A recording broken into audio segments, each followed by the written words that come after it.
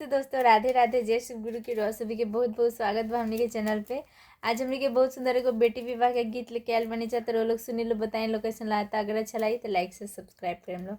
बाबा के दुआरा पर दिया के गछिया, बाबा के दुआरा पर दिया के गछिया,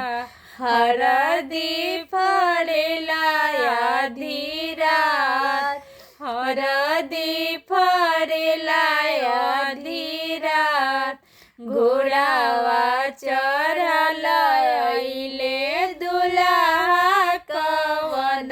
दुल्हा, कहेले हरदिया के पास, देखिली हले हरदिया के गाट, इहो हरदिया के हमारा के चाही, रंगाबो पगड़िया रुमाल,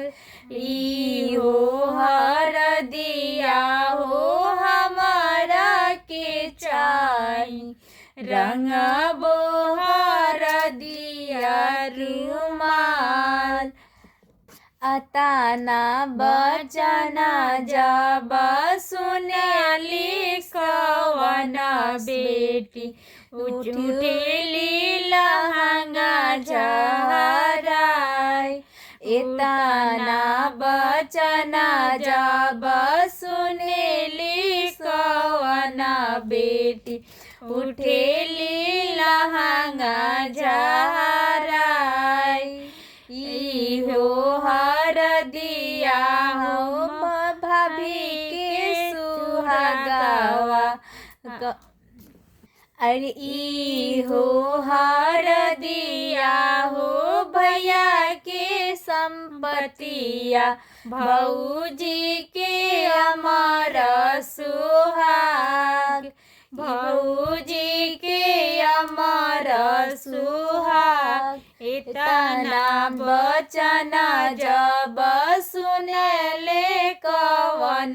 दुल्हा, चौका पर से उठेले खिसियाई, चौका पर से उठेले खिसियाई,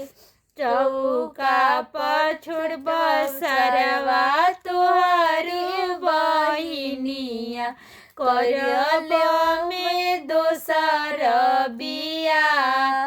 चौका पर छोड़ब सरवा तुहारो बहिनिया, करब में दोसर बिया।